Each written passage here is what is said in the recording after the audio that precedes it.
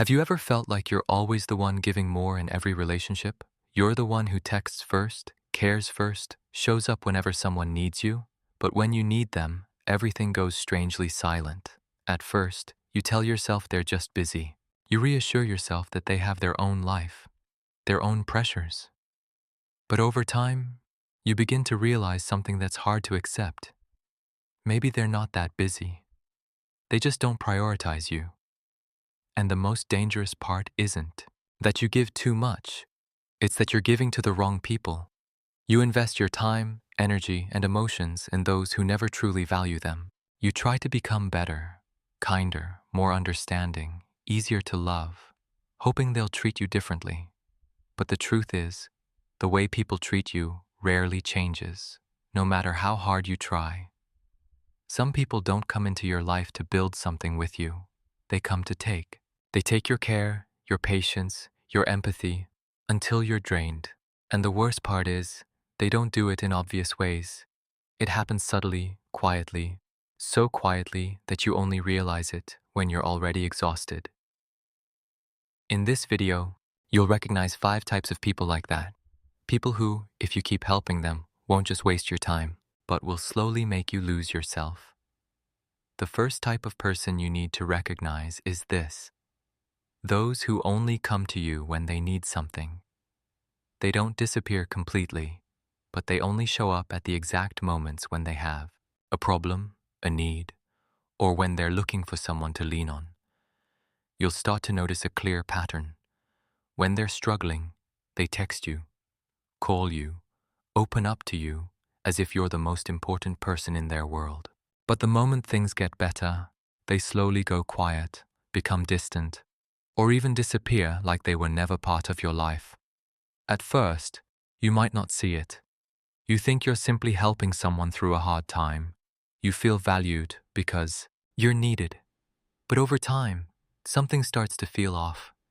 You realize they never ask how you're doing, never care about what's going on in your life, and they're nowhere to be found when you're the one who needs support. Here's what you need to understand. They don't truly miss you. They miss the way you make their life easier. You're not a priority. You're a convenient option when they're in need. And if you keep playing that role, you'll always be the one giving, while they only come to take. The second type of person is this: those who always play the victim. They constantly have a sad story to tell, an unresolved problem, a reason why life has been so unfair to them. Around them, you naturally become the listener, the one who comforts, advises, and tries to lift them up. You feel like you have to help them get through this phase because without you, they might fall apart. But over time, you begin to notice something. The story never ends. One problem fades and another takes its place. They can complain about the same issue for months, even years, without actually doing anything to change it. Every solution you offer is met with an excuse. Every time you think things will improve, they somehow return to the same place.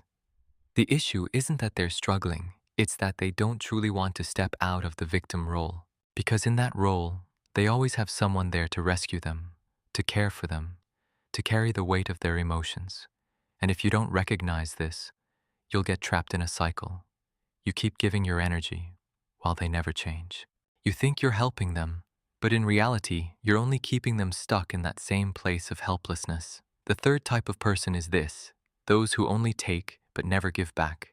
In this kind of relationship, you're almost always the one initiating everything. You're the one who texts first, checks in first, offers help first, even sacrificing your time and emotional energy just to make them feel more comfortable. You get used to always being there when they need you, used to putting them before yourself. But the reality is, everything flows in one direction. When you're the one who needs support, they're not there. When you go quiet, they don't come looking for you. It's not because they don't have time. It's because you were never truly a priority in their life. And at some point, you start questioning yourself. Am I asking for too much? But deep down, you already know the answer. You're not asking for too much. You're simply hoping for the most basic level of balance. A healthy relationship. always has some form of reciprocity. It doesn't have to be perfect, and it doesn't need to be calculated down to every detail, but there should at least be effort from both sides, because if you're the only one trying to keep the connection alive, then it's no longer a relationship. It's a slow drain, and the longer it goes on, the emptier you'll feel, even though, on the surface, it seems like you still have someone in your life. The fourth type of person is this: those who make you feel like you're never enough. When you're around them, you constantly feel the need to try harder, be more interesting, more caring, better in every way, just to earn their approval. But no matter what you do, that feeling never goes away. They rarely acknowledge your efforts, and when they do, it feels shallow or dismissive. Meanwhile, they have no problem pointing out your flaws or subtly making you feel like you're always falling short. What's even more subtle is that they may never directly say you're not important, but their actions make it clear. They cancel plans with you at the last minute, yet rearrange their entire schedule for someone else. They seem distant and indifferent toward you, but suddenly become attentive and engaged around others. And you start questioning yourself. Am I doing something wrong? When in reality, the problem was never you. The danger is, if you stay in this kind of dynamic for too long, you slowly lose your own standards. You begin to accept things you once would never tolerate. You shrink yourself just to fit the way they treat you, but someone who is truly right for you will never make you feel lacking like that. They won't make you chase validation. They'll make you feel enough, even when you're not trying to be anything other than who you already are. The fifth type of person is this: those who don't respect your boundaries. They're not always obviously toxic, but they consistently make it hard for you to say no. Whenever you refuse something, they don't accept it normally. Instead, they pressure you, try to persuade you, or make you feel guilty for not going along with what they want. And in the end, you give in, not because you truly want to, but because you don't want to carry that guilt. At first, you might think it's just closeness, that they rely on you, so this is normal. But over time, you start to see the truth. They don't actually care about your limits. They only care about whether they get what they want. Your feelings, your time, your comfort, all of it comes second to their needs.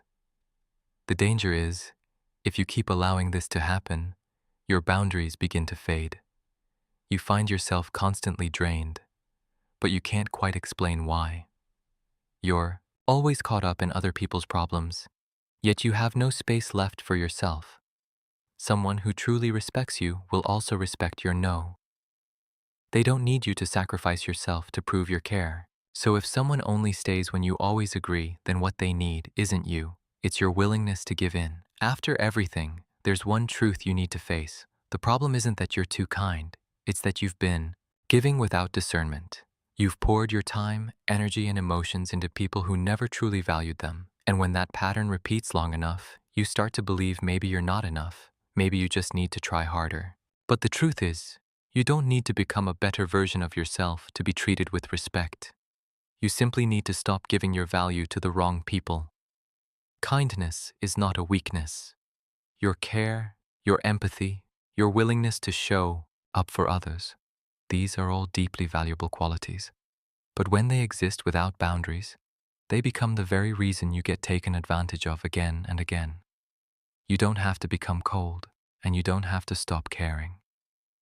What you need is to learn when to stop and to recognize who truly deserves your presence. And when you begin to make that shift, everything else starts to change with it. Not because people suddenly become better, but because you no longer accept what hurts you.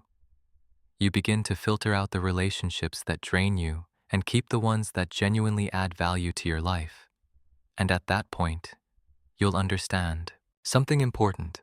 Your worth is not defined by how much you give, but by where and to whom you choose to give it.